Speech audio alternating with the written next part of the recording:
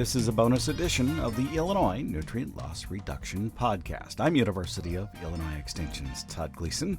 Today, corn, ethanol, conservation, and a conversation. We'll talk with Jon Doggett. He is the former CEO at the National Corn Growers Association and serves now as the principal at Camas Creek Consulting. I asked Jon to tell us just a little bit about himself and his background. Sure. My name is Jon Doggett, and by the way, Jon is spelled Jon. Doggett is Doggett, and I am the principal and entire staff of Camas Creek Consulting LLC, and I'm mostly retired after being the CEO of the National Corn Growers and working with 3 different ag trade associations in Washington, D.C. over 30 some years. People ask me, about going to D.C. in 1988. In January of 1988, I went to Washington, D.C. from Montana to work for Montana Congressman Ron Marlene. And my wife and I told my parents and her parents that we were taking their 2 lovely grandchildren from them for 2 years, 5 at the most, and then we were coming back home to Montana. That was 1988. I retired 2 years ago. Math is hard. Well, if you've tried to do 45Z, it is hard. So. It enabled me to do some of that. Yeah. Right. Okay. So a couple of things. You've already given me a little bit about your background, so that's fine. Can you spell the name of your consulting group? Okay. It's Camas, Camas. Creek, and I'm from Montana. We pronounce the name of streams correctly. Creek is creek in Montana, and that comes from Camas Creek Cattle and Sheep Ranch in central Montana. That's where I grew up, on that ranch, and my family was there for 5 generations, and so that's where I grew up, 100 miles from the nearest stoplight. And went to the University of Montana, and then got out, sold real estate for a while, and then got in the farm equipment industry in the early and mid 80s, which was just a grand time to be in the farm equipment industry. And particularly out west, yes. Yeah, and so I went from a district for Alice Chalmers that sold 125 combines a year to selling 6. Because we had the pick program and a drought in the same year. And so I was a stockbroker for a short time. And then a friend of mine called me and said that the congressman was looking for somebody to do his ag stuff. And so went to Washington, D.C., worked for the congressman for 3 years. He was a senior Republican on the House Ag Committee. He was the ranking Republican on the Wheat, Feed Grains, and Oilseeds subcommittee. And the chairman of that subcommittee was a guy by the name of Dan Glickman. And so then I worked for the National Cattlemen's Association for about a year. I was at the Farm Bureau for 11 years, just over 16 years running the D.C. office for the National Corn Growers, and then a little over 4 years as the CEO. On that note, we do want to talk about conservation today, and in the grand scheme, a lot of this is related to what happened in the 30s.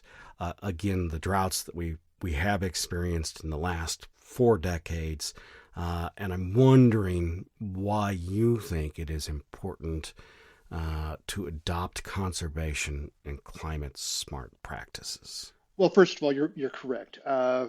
Agriculture has been in partnership with the federal government since the 1930s on conservation efforts.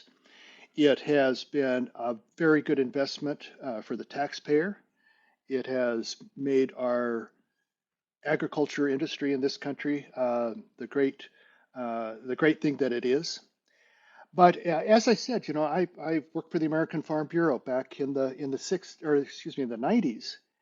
And I was the guy that dealt with climate change and the Kyoto Protocol and cap and trade and all of those things. And I think people might remember where the Farm Bureau was then. Inalterably opposed. We don't believe there is climate change. And we fought it tooth and tongue. And And we were wrong.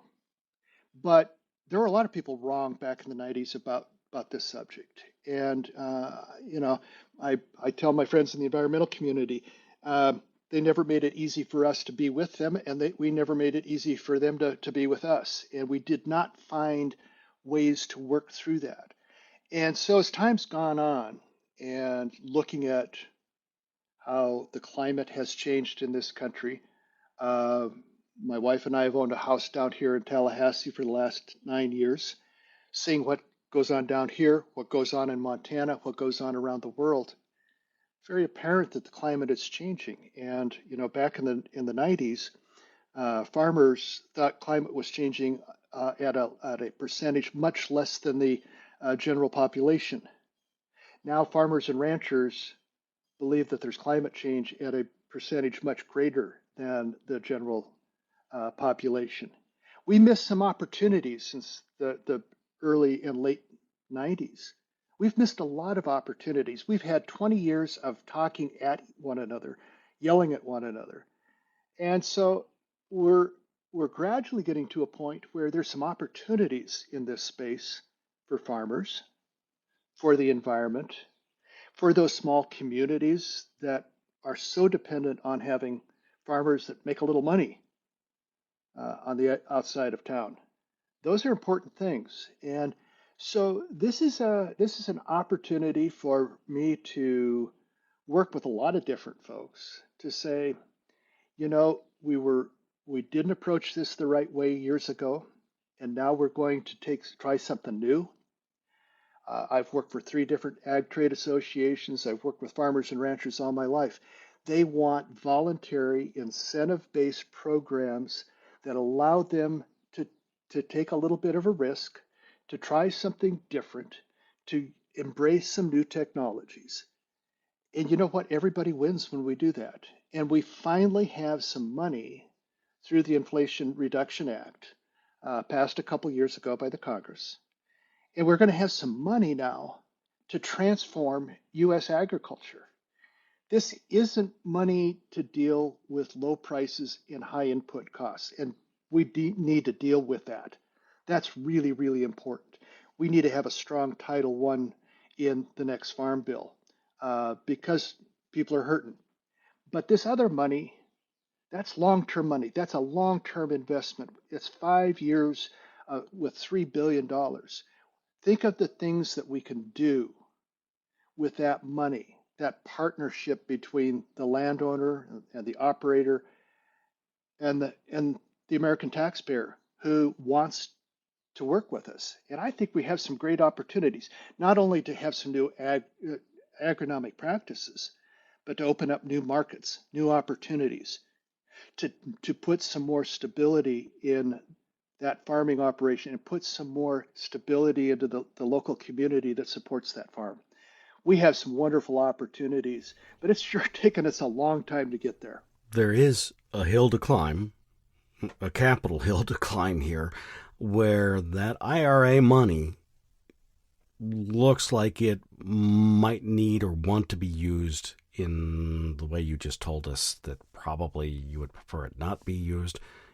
You I'm guessing, want to continue to use it as the investment side for the long term, rather than to offset short-term issues within the farm economy as prices have come down and farmers are trying to catch up on the input side and being buried by some of those capital investments. Can you keep Capitol Hill on track to separate those funds? Being in Washington for 35 years, I found over time I made prognostications at great peril. And certainly in the current political situation, I can't forecast that. I don't know. I would hope that we could. And I think had this program started 2 years earlier than it did, because we're just seeing the first tranche of money come in the last year or so. Had we had 2 years more experience in that program by now, I think we would have more to show folks to say, here's what that money is doing. Here's the investments that are being made. Here's the return. here is what is happening. It isn't all about the environment. I know that in certain quarters, climate change is still a bad phrase, but this is part of it. But the other part of it is improving soil health, improving agronomic practices, getting yields up with fewer inputs, and having some profit, having some new markets. And those are, if you cast this as, they're throwing money at farmers again, we need to take that and redirect that to Title I or something else, or put that down for savings, I think we're going to miss an opportunity. Right now, we have all of this money in incentive-based voluntary programs. If we throw that money away, we could have another administration come along that wants to do the same thing, but they're not going to do it with incentives. They're going to do it with regulations. Let's let the American taxpayer catch agriculture doing great things for not only agriculture, but for the country and for the world. And we have an opportunity here if we use this money wisely and and start that transformation. Agriculture is transforming all the time. It's amazing the innovation that it goes on farms and ranches around this country. We can accelerate that and greatly benefit from it. Can you reach back through your history and tell me what it may be that you learned during the transition period to prior to the build out of ethanol, trying to build the coalitions that created the RFS across environmental and farm groups, which, as you have already told us, oftentimes made it very difficult for themselves to work with each other. What did you learn there that can be applied today for the collaborative efforts of farm groups and environmental groups and others that would be interested in these conservation practices? I remember one of my early mentors saying, when you go to Capitol Hill, you're not there to solve your problem. Nobody cares about your problem. Help somebody else solve their problem, and if it helps you, all the better. We have to build coalitions, and we've been good at building coalitions from time to time. Some of those coalitions have lasted and gone through some tough times and come out okay. The relationships that we have built with the environmental community, the conservation community, and I'm not talking about the wild, crazy environmental community. I'm talking about the more mainstream folks that do understand that if you want conservation on farm ground, you got to work with the farmer. And there have been some really good coalitions, partnerships through the years, and they get better some years and not so good the next year. We've also built some really good coalitions with the hunger community. And remembering some of those early days with GMO technology, and because we had a relationship with some of the hunger groups, they called me and said, "Can you come talk to our folks about GMO technology?" I had 70 people in a room talking about GMO technology and had nearly unanimous acceptance after I got done explaining things for 15 minutes. When we had fuel versus food back in 2012, again, the hunger community said, "What's going on?" And we went and explained to them what was going on and how ethanol was not taking food from people. That's a relationship that benefited agriculture tremendously because those folks were on our side. We worked with the petroleum industry in the first energy bill back in the early 2000s, and along with the coal industry and the nuclear folks and everybody else in the energy space. The next energy bill we worked with the environmental community and made even more gains. So, those relationships are important. You have to have the relationship before you can have the partnership. And when you walk into a room with a partner, that is really, really powerful. Locks and dams. I tell you what, I got to give a lot of credit to the Illinois corn growers. They have done a great job working on locks and dams with the carpenters union. I remember going in with some carpenters and some farmers into congressional offices, and they wondered what was going on. Those are good things that happen. So we have to have those those relationships, those partnerships, and you have to help the other person solve their problem as well. We need to remember that the top 10 corn growing states in this country, and that includes Illinois, which has a large congressional delegation, those top 10 states have 94 House members in the House of Representatives, a House that has 435 members. I'm not good at math, but 218 is 50% plus one in the House of Representatives. If you only have 94 votes, you're going to have to figure out how you're going to get more to go ahead and help out the corn industry. So you have to have partnerships, and you have to have it with the SNAP recipients, and you have to have it with the environmental community, Ducks Unlimited, Pheasants Forever, and even working with the grain industry. So how do you build those partnerships for conservation? And who should farmers look to? Which organizations do they need to be thinking about? And what is it that those organizations need or want? And do you have to ask them? How do you figure all of that out? Well, I think do you have a relationship with your local rod and gun club? That's where a lot of this conservation starts. It doesn't start with uh, some lobbyist in an environmental organization inside the Capitol Beltway. It oftentimes starts with, the principal of the local grade school who likes to hunt and fish and who, they have a rod and gun club, and then you got folks up and down Main Street that belong to that, and they're interested in hunting and fishing, and that means they're interested in conservation and work with local landowners.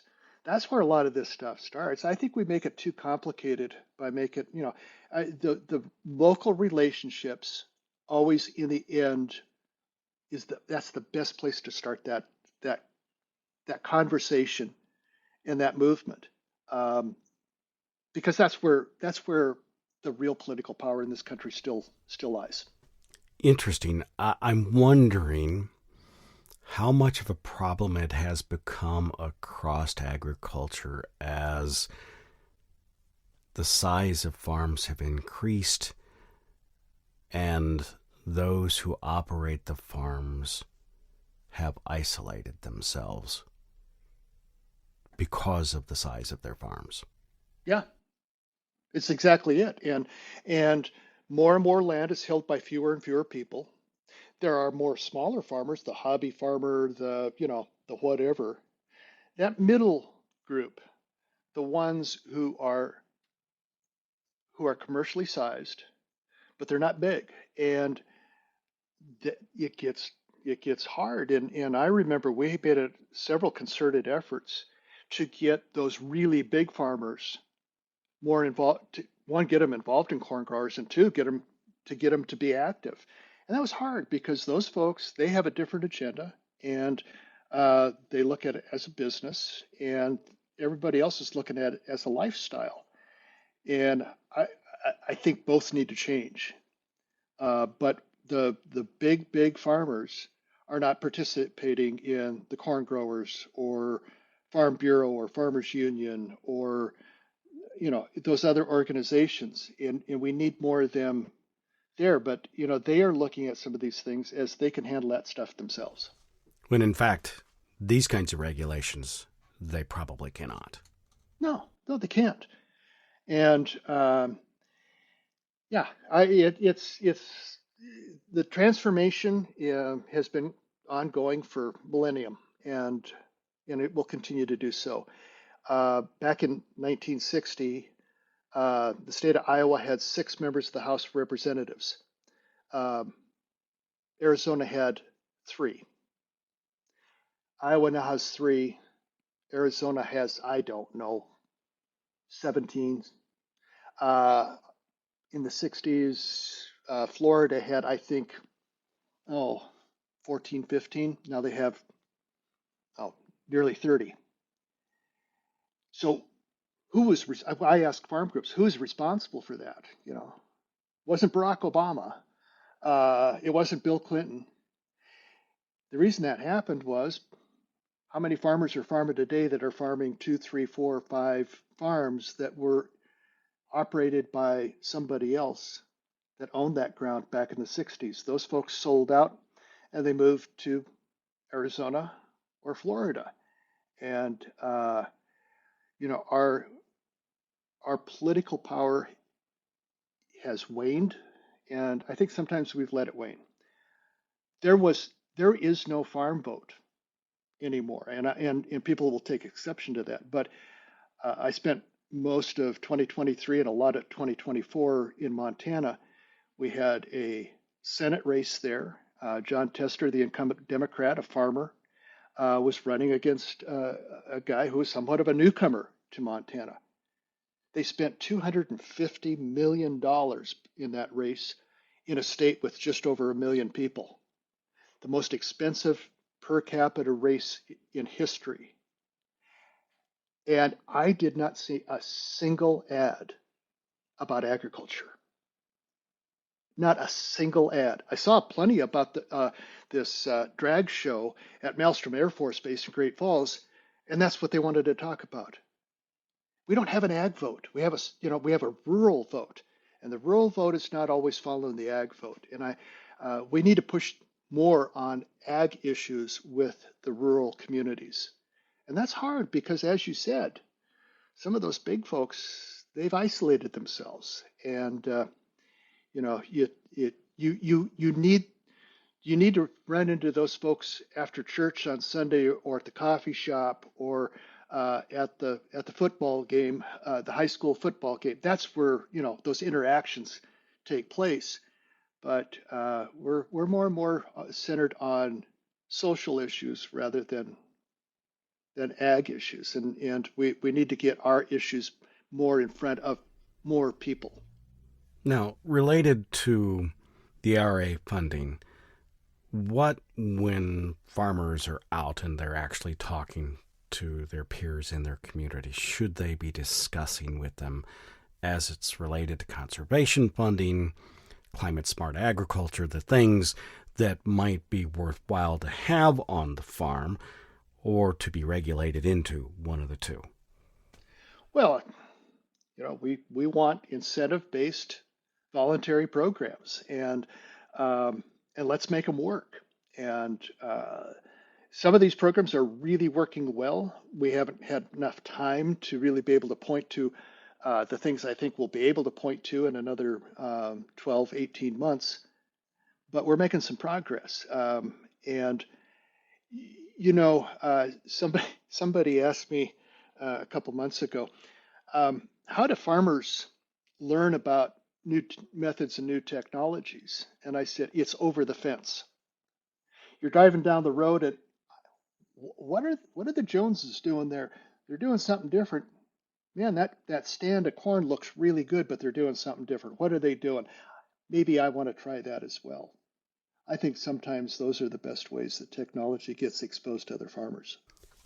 How can farmers ensure their voices are heard when shaping policy in DC, especially for this upcoming farm bill? It is on a very tight timeline now again. What I told farmers over the years was almost all of us have raised kids. All of us have had this discussion with kids. You need to figure out what it is that you need versus what it is that you want. And I've seen farm groups in Washington going with a long list of things that they wanted. They didn't prioritize. They didn't designate what it was that they absolutely needed. And so they got left by the wayside. Work within your ag organizations, help develop that policy. But again, what is it that you need versus what you want? What is politically doable? And that's where I think we really need, and I'm not at all biased, that's where you've got to count on your Washington folks, your lobbyists in Washington, D.C., many of whom come from farms and ranches, about what's politically possible. Again, we don't have the numbers. So if we're going in to talk about a policy that agriculture needs, we also need to be very vocal, very clear, and very articulate about what that policy will do for others, not just farmers, but rural communities and the greater good of this country. And when we do that, then we get noticed and solve somebody else's problems, and bring votes to the party. If you can bring a vote, you're probably likely to have a seat at the table. In this case, why is it that American agriculture needs the conservation policies? Well, we are going to have conservation on farms and ranches no matter what the federal government does, because farmers and ranchers will do the right thing. But we can get them to do more of that if there's some financial assistance, if there is some risk mitigation in that, and if we can go ahead and improve soil health, or we can open another market. Conservation programs, particularly the ones outlined in the Inflation Reduction Act, they are there to create opportunities. This isn't government writing a check. These are farmers and ranchers and landowners saying, I'm going to try this, we're going to work this out, we're going to have a partnership, and everybody's going to benefit from this. This is an everybody benefits kind of a thing. And we have this great potential to one more time spotlight the great things that agriculture is doing with a fairly small investment on the part of the taxpayer. What do policymakers often misunderstand about agriculture and conservation? I think that too often conservation it's a black and white thing. If you don't have any money, no conservation is going to happen. If you have a lot of money, well, who knows what's going to happen. But again, I think policymakers miss the boat in that they don't understand how rapidly technology is evolving on our farms. What I do with non-ag audiences, and I have spent my career explaining away notions that were 30 years old. But I'll hold up my cell phone and say, how many of you had a cell phone 30 years ago? Or how many of you had a cell phone 10 years ago? And everybody's hand raises. And I said, okay, how many of you have the same cell phone you had 10 years ago? Nobody raises their hand. I say, so why did you get a new cell phone then? The old one break?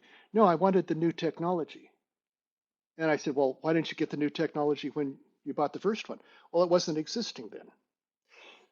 If technology in your cell phone has evolved that much in the last 10 years, why do you think technology on a farm has not evolved every bit as fast or faster? I think people are not understanding the intensity of that transformation. I don't think they understand the ability of the American farmer to be innovative and to solve a lot of problems, and they're doing it without getting much notice. So, I think we really need to let policymakers know what's going on a farm. We work with the National Association of Equipment Manufacturers, and they started bringing farm equipment on the mall in front of the Capitol. And I tell you what, when you can get some 25-year-old congressional staffer working for a congressman who represents no farms at all, when that 25-year-old staff person crawls into a combine and starts looking at the technology, that's a gee whiz moment, and then people start asking more questions. I love those kinds of things. If you had a message to share with farmers about engaging in conservation policy, what would it be? Quit talking to ourselves. We talk to ourselves too much. It's easy to go to the coffee shop or the county farm bureau meeting or the whatever, and we get in an echo chamber. I tell folks, we want to explain agriculture, but what do people want to know? I remember one time I took a farmer up to Capitol Hill and a non-ag office, and the young staff person was real young and eager. And this farmer starts talking about row spacing and seed count when he was planting.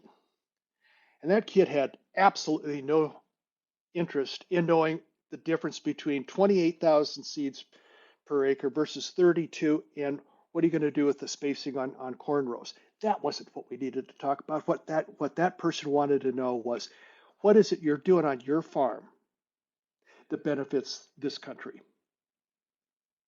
That's what they need to hear. We need to talk, and then when we have conversations, let's listen. Let's not assume people want to know certain things. My daughter's father-in-law is a retired pediatrician here in Tallahassee. I've learned to just be quiet and have him ask me questions because he asks me questions that are really interesting. And most of the stuff I know, he doesn't care about. He wants to know about bird flu and what agriculture is doing about bird flu. He wants to know about use of antibiotics. He wants to know a lot of things. Um, and, and that's been, we, I can communicate better with agriculture when I listen more than I talk, which is hard for a Washington lobbyist. Hey, speaking of that note, how is it that farmers can best connect with their legislators? I have an idea of what you're going to tell me because I've seen all of you in action enough, which is you march into their office directly and talk to them. But how do you suppose that they really should engage them? We used to teach a leadership class, and one of the main things for part of one of the sessions is how to talk to your legislator. And you know what? Um, every House member, and every senator, they have district offices and state offices. You probably, as I've told, I remember I told a group of farmers, find out where the local district office is for your congressman, and then just walk in someday and say, my name is Joe Smith, and I farm on the edge of town, and just want to let you know that we appreciate what the congressman did or didn't do or whatever. And by the way, feel free to give me a call. And if you ever want to stop by the farm and take a farm visit, glad to have you there. And I had a farmer call me up one day and he said, you know what? I drove by that district office for my local congressman for the last 15 years. I didn't realize it was there. And he said, it's the drought on the route between my farm and the elevator where I deliver my corn. So, Yeah. there's a lot of opportunities. Unfortunately, and we used to be, members of Congress used to have listening sessions. They had town meetings. Fewer and fewer of those folks, fewer and fewer, that less and less of that is happening, which is unfortunate. But there are members of Congress who have town hall meetings. Show up, and if you think that folks are uh, pushing Medicare and Social Security too hard over farm issues, don't say, well, I can't go to that meeting with the congressman because it's during the middle of the day and the only people that show up for those things are retired people. You need to show up. You just need to show up. And uh, we just got done with an election, and the next election is just around the corner, and any year divisible by the number two, you're going to have an opportunity to talk to some of those folks that want your vote. I'd get in and start talking to them. You got to build that relationship bit by bit. Can't just walk in and say, this is what I want, and expect them to say, great, thank you very much. Um, yeah, it's it's building a relationship, and it's building a relationship with those staff people and with the member as well. The staff people come and go, but start building those relationships and become the trusted person that those folks can reach out to for good information. When I went to work for the congressman, I had a short list, but the congressman gave me another one. He said, these are 10 people I want you to call at least once a month.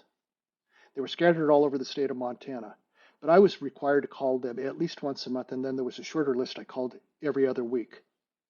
Um, and I added to that list, but slowly I had a list of people that I could count on. If I called them up and said, tell me the real story here, I got the real story. And guess what? When they told me the real story and then we had other things to do, I listened to them.